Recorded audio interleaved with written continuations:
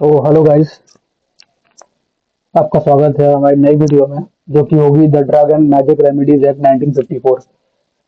तो फ्रेंड, जैसे आपको पता है कि मैं एक सीरीज चालू स्टार्ट किया हूं जिसमें मैं यूपीएससी ड्रग इंस्पेक्टर जो एग्जाम होने वाला है 2026 में, उसमें मैं जो भी इम्पोर्टेंट टॉपिक्स हैं आपको कवर करूंगा इस वीडियो इस चैनल पे। So so so keep watching my videos and subscribe कर लो यार, बेल आइकन प्रेस कर लो ताकि जो भी न्यू वीडियोस होंगी तो वो आपके नोटिफिकेशन आ जाएगी। तो आज के टॉपिक हम स्टार्ट करेंगे जो कि है drugs and magic remedies act 1954। क्या है drugs and magic remedies act 1954? Some explanation, की डेफिनेशंस और 10 प्रैक्टिस एमसीक्यूज भी दूंगा। So let's get started. First of all, what is this act? ये एक्ट है क्या? क्योंकि हम थोड़ा सा इंट्रोडक्शन ले लेते हैं, वैसे आपको पता होगा ये एक्ट क्या है, लेकिन तो भी मैं बता दूं। So the drug and magic remedies act, जिसको हम ऑब्जेक्शनेबल एडवर्टीजमेंट एक्ट भी बोलते हैं, 1954 में इसको अमेंडमेंट किया गया, इसको एक्ट को पास किया गया था। which stops companies individuals from advertising fake or exaggerated magic cures for serious disease। मतलब ऐसे कंपनीज को और ऐसे एडवर्टीजमेंट को स्टॉप करने के लिए ये एक्ट बना जो कि एक एग्जेजरेटेड, मतलब एक बढ़ा चढ़ा के एडवर्टीजमेंट और फेक एडवर्टीजमेंट करते हैं towards magic and cure serious disease को क्योर करने के लिए। It make sure the people are not mislead into unsafe self treatment and they visit a real qualified doctor instead of trusting this advertisement. मतलब हमें इन advertisement पे ध्यान ना देके एक रियल क्वालिफाइड डॉक्टर के पास जाके एक अपना ट्रीटमेंट करना चाहिए, ना कि सेल्फ ट्रीटमेंट करना चाहिए इन एडवर्टीजमेंट पे आके, एडवर्टीजमेंट के इन्फ्लुएंस में आके। Okay, so the act is passed. Act number जो है 21 है ऑफ 1954। कब हुआ था पास? 1954 में।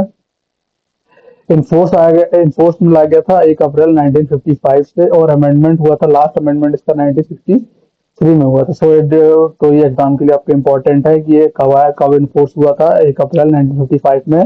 और अमेंड कब हुआ था? 1963 में।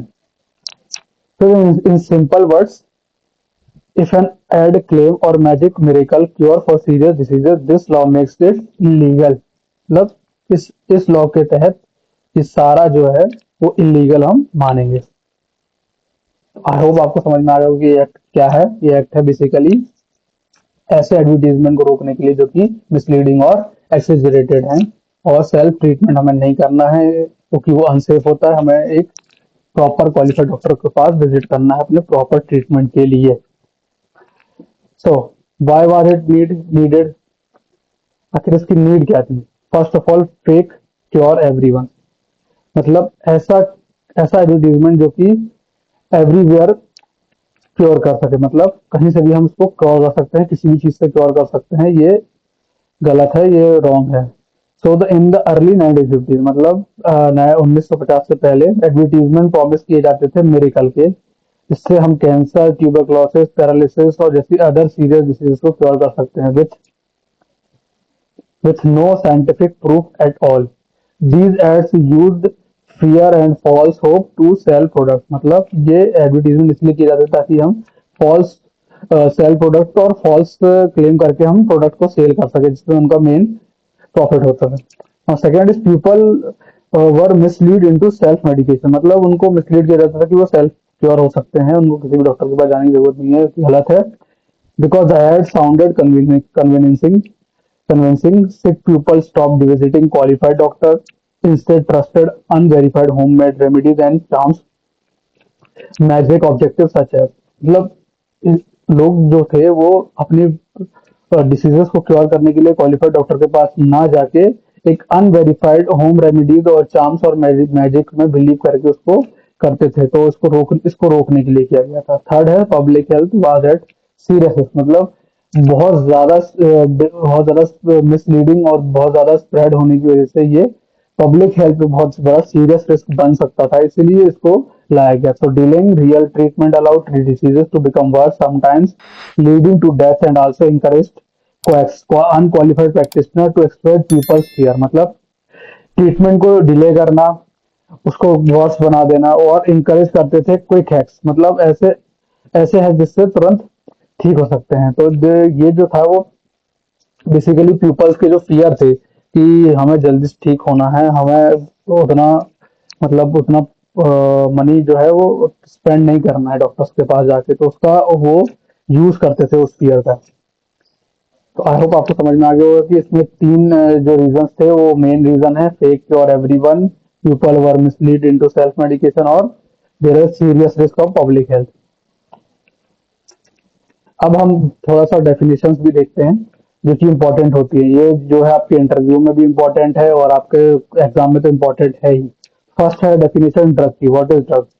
Any medicine used to treat, prevent, diagnose disease in humans or animals. It is also includes anything other than food then it meant to affect the structure or any function of the body. अब बोलेंगे कि sir इसको याद करना है कि हाँ भाई इसको याद करना पड़ेगा, इसको आपको समझना भी पड़ेगा। तो बेसिकली इसको याद करने का तरीका ये है कि आपको एक ऐसी मेडिसिन, एक एनी मेडिसिन मतलब ड्रग क्या होती है, एक any medicine use to treat, prevent, diagnosis disease in human, मतलब ऐसी कोई भी मेडिसिन जो कि हमें ट्रीट, प्रिवेंट और डायग्नोसिस में हेल्प करे, वो होती है ड्रग। ठीक है, अब इसमें अदर देन फूड्स जो होते हैं वो हम इसको ऐड करेंगे, इससे कुछ इफेक्ट स्ट्रक्चर में भी आता है और कुछ इफेक्ट फंक्शन, बॉडी फंक्शन में भी आता है। तो वो उसको हम ड्रग बोलते हैं। ड्रग किसको बोलते हैं? ड्रग वो मेडिसिन होती है जो कि करती है, जो कि यूज होती है ट्रीटमेंट के लिए, प्रिवेंशन के लिए और डायग्नोसिस के लिए। किसके डायग्नोसिस प्रिवेंशन के लिए? डिसीज के, जो कि ह्यूमंस और एनिमल बोथ में होती है। इसको हम इंक्लूड करेंगे अदर देन फूड्स में, क्योंकि this meant to be effect the structure. अब फूड जो होता है वो स्ट्रक्चर से इफेक्ट करेगा नहीं, तो जो ड्रग होती है वो ही स्ट्रक्चर को इफेक्ट करती है, फंक्शन ऑफ फंक्शन करती है, बॉडी के फंक्शन को चेंज करती है, तो वो होती है ड्रग। अब मैजिक रेमेडीज का डेफिनेशन क्या होती है? सेकंड, मैजिक रेमेडी क्या होती है? A talisman, mantra, charm, or any other objectives that is claimed to have a miraculous power to cure disease, diagnose, prevent a disease without any real medical scientific basis। मतलब ऐसी ऐसा तिलिस्म, मंत्र और चाम जो कि बेसिकली एक मेरेकल को प्रमोट करता है कि भाई ये मेरेकल हो जाएगा, इससे डायग्नोस हो जाओगे आप, ट्रीटमेंट हो जाएगा आपका और डिसीज रुक जाएगी। बट इसमें जो भी होता है वो कुछ भी रियल मेडिसिन और साइंटिफिक बेसिस नहीं होता है। इसको बोलते हैं मेडिकल रेमेडीज। अब एडवर्टीजमेंट। Third is advertisement. तो advertisement is any notice, circular, label, wrapper और डॉक्यूमेंट। क्या है? एनी नोटिस, सर्कुलर, लेबल और रैपर और document which also include any announcement made orally, मतलब ऐसी कोई अनाउंसमेंट जो कि ओरली मेड हो, और by light, sound, smoke, basically any way to promote a drug into a public और remedy is called as advertisement. मतलब कुछ भी notice, circular, label, wrapper, document और है ना एनी अनाउंसमेंट जो कि लाइट से हो, साउंड से हो, स्मोक से हो, बेसिकली हमें ड्रग को प्रमोटिंग जो भी होता है उसको हम एडवर्टीजमेंट बोलते हैं। Objective advertisement, any advertisement that falsely claim a drug or magic remedies can cure a serious disease or that misleads people about what the product can actually do। मतलब बेसिकली ऑब्जेक्टिव एडवर्टीजमेंट जो होता है वो any advertisement that falsely claims or a drug magic remedies can cure a serious disease that mislead people about what is product or can actually do। तो any objectionable advertisement क्या होता है? Any advertisement that falsely claim magic remedies और cure serious disease, मतलब ऐसा कोई भी advertisement जो कि फॉल्सली क्लेम कर रहा हो अबाउट द ड्रग और मैजिक रेमेडीज, और इससे मिसलीडिंग होने से क्या होता है? सीरियस कंडीशन हो रही है किसको? पेशेंट्स को। तो इसको हम फॉल्सली एडवर्टीजमेंट और ऑब्जेक्शनेबल एडवर्टीजमेंट की पॉइंट हम इसको मानेंगे। I hope it's clear now. कौन कौन से एडवर्टीजमेंट बैंड है? What advertisement are banned under section 3 में? No one is allowed or advertisement और ड्रग क्लेम इट कैन।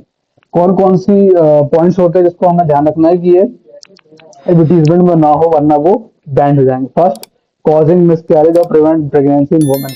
ऐसा कोई भी एडवर्टीजमेंट जो कि वो बता रहा हो कि ऐसा कोई भी मिसकैरेज और कॉज मिसकैरेज और prevent pregnancy in women. Second is improve sexual performance or maintain sexual capacity. Third is correct menstrual problem in women. और fourth is cure a serious disease like cancer, diabetes, TB, liver. मतलब इसका कुल मिला के बात ये है कि हमें फर्स्ट कॉज मिसकैरेज और प्रेगनेंसी प्रिवेंट वाली जो भी एडवर्टीजमेंट है वो हम प्रिवेंट बैन कर देंगे. अगर वो होगा तो गवर्नमेंट बैन कर देगी उसको. क्यों नहीं करेगी भाई? देखो, अगर हम मिसकैरेज को और प्रेगनेंसी को प्रिवेंट करने के लिए होगा तो उसमें मेडिकल प्रूफ होना चाहिए. ठीक है, अब मेडिकल प्रूफ ही नहीं होगा तो हम इसको कैसे मान लेंगे कि वो कर सकता है? तो और ये जो है वो सीरियस प्रॉब्लम कॉज कर सकता है इन वुमेन्स. तो ये तो फर्स्ट ऑफ ऑल तो बिल्कुल ही बैन हो जाएगा. Second, improve sexual performance. ये भी मेडिकली इंपॉर्टेंट है, इसको क्लियर करना. तो ये भी बैन हो जाएगा. उसके बाद फिर करेक्ट मेंस्ट्रुअल प्रॉब्लम, ये भी वुमेन से रिलेटेड है तो ये भी बैन होगा.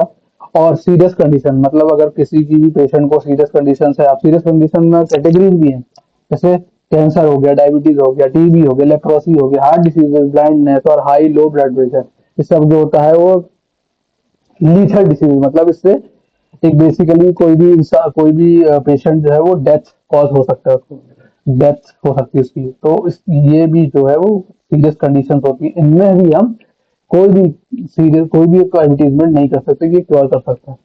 तो सिंपल टेक अवे क्या होगा? Serious diseases need real doctors. मतलब सीरियस डिसीजेज जो होती हैं वो एक रियल डॉक्टर का कंसर्न, रियल डॉक्टर कंसल्टेशन मांगती है.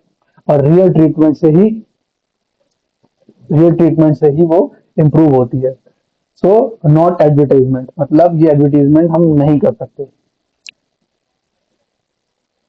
अब lying about the drug is also ban, मतलब अगर ड्रग के बारे में हम कुछ भी गलत बोल रहे हैं तो वो भी बैन हो सकता है. मिसलीडिंग, जो even if a disease is not on the ban list, मतलब अगर डिसीज अगर बैन लिस्ट में नहीं भी है तो भी स्टिल लीगली और मिसलीडिंग मीनिंग, अगर वो इलीगल है तो वो, अगर वो मिसलीडिंग है तो वो इलीगल, स्टिल इलीगल होगा.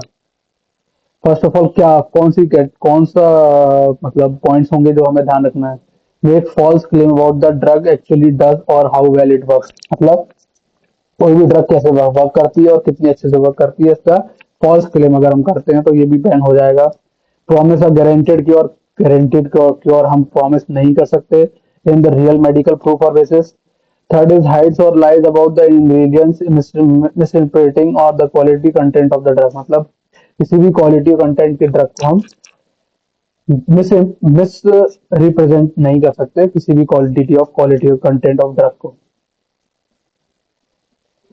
Now section 5, magic remedies ad in import export ban. कौन कौन से सेक्शन के अंडर में हम कौन कौन से मैजिक रेमेडीज एंड इंपोर्ट और एक्सपोर्ट को बैन करते हैं? सेक्शन 5. फर्स्ट है section 5, anyone who claims to perform magic remedies can not advertise that their remedy cure any diseases. Condition ban under section 3, मतलब सेक्शन 3 के अंडर में हम इसको बैन करते हैं, वेदर इट्स चार्म, मंत्रा और ritual projects objectives. Now section 6 के अंदर में क्या आता है? सेक्शन 6 में हम डॉक्यूमेंट्स और मटेरियल कंटेनिंग को हम इसको उसमें ऐड रहता है. मतलब ऐसा कोई भी डॉक्यूमेंट और ऐसा कोई भी मटेरियल जो ब्रांड एडवर्टीजमेंट के थ्रू आया हो या फिर ब्रांड एडवर्टीजमेंट हो रहा हो उसका, तो वो हम उसको डॉक्यूमेंट को हम उसको एक्सपोर्ट नहीं कर सकते उस डॉक्यूमेंट को. और कस्टम जो होता है उसको सीज कर देगा, बॉर्डर ही में सीज कर देगा, just like any other prohibition item.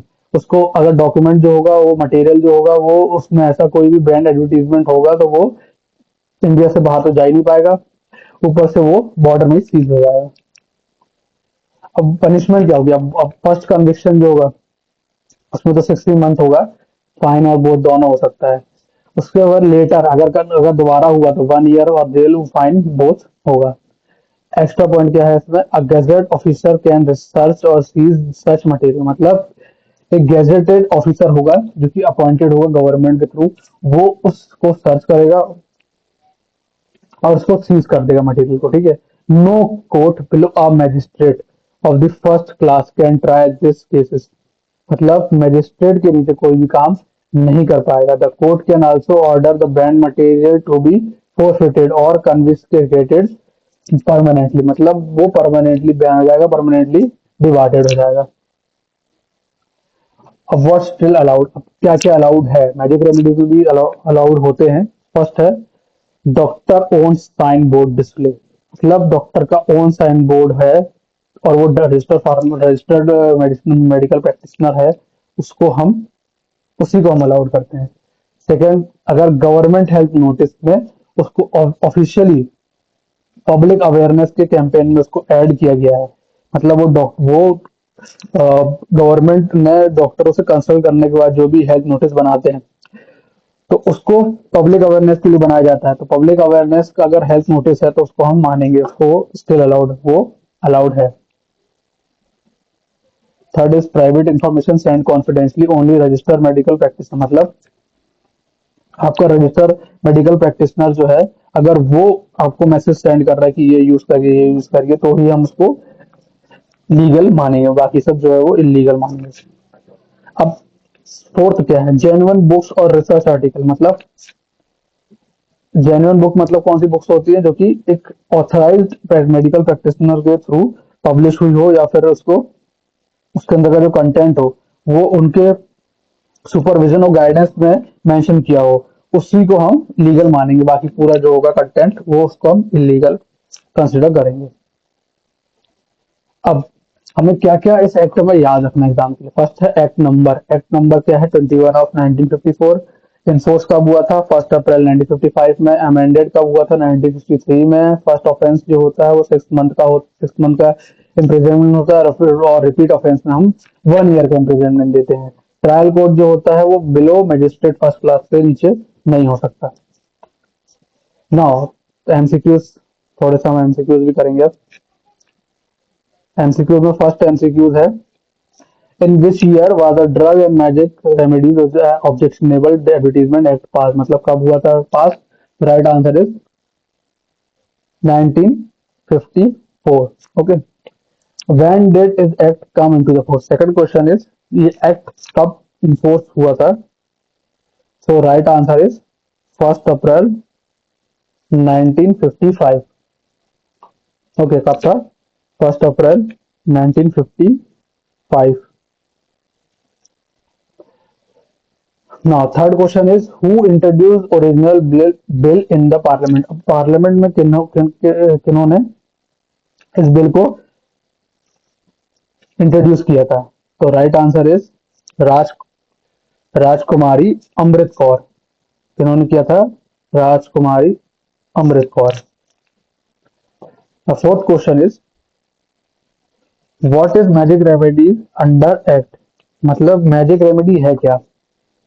तो basically a charm mantra claim to cure disease, मतलब कोई भी चार्म या फिर मंत्रा अगर वो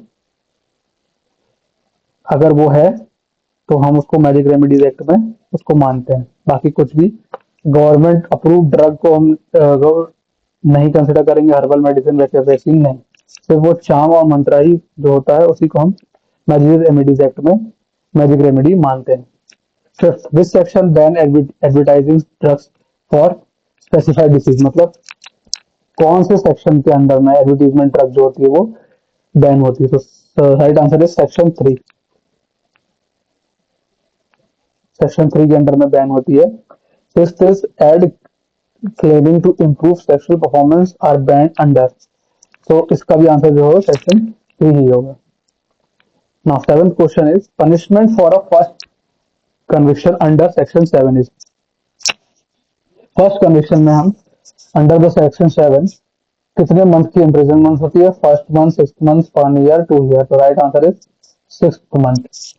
पनिशमेंट अगर सब्सिक्वेंट कन्विक्शन में हो, मतलब दोबारा अगर कन्विक्टेड पाया जाए तो उसको फिर उसकी जो पनिशमेंट होगी वो 1 ईयर कर देंगे। Ninth, offences under the act can be treated by court,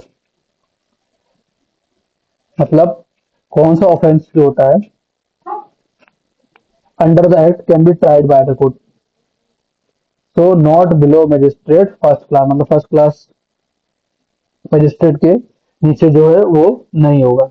now last question of this act is which of this is exempted from the act, मतलब कौन सी चीज जो है वो एग्जेम्प्टेड की गई है।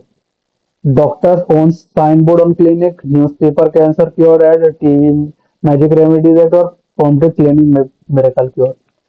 सो तो पैम्पलेट क्लेमिंग मिरेकल क्योर तो हो नहीं सकता, टीवी मैजिक रेमेडीज एक्ट भी नहीं हो सकता और ना ही न्यूज़पेपर के करके। जो मेन है, जो doctor own sign board clinic है, इसी को हम मैजिक रेमेडीज एक्ट में एग्जाम करेंगे, मतलब इसको हम अलग करेंगे। बाकी सब जो है वो एक इलीगल मैजिक रेमेडीज एक्ट के अंडर में आता है। लीगली जो होगा सिर्फ doctor own sign board on clinic ही लीगल मानेंगे। सो दैट्स ऑल फ्रेंड्स, आज के लिए इतना ही। Thank you for watching this video. Subscribe for more simple UPSC drug inspector exam lessons and MCQs practice. Thank you.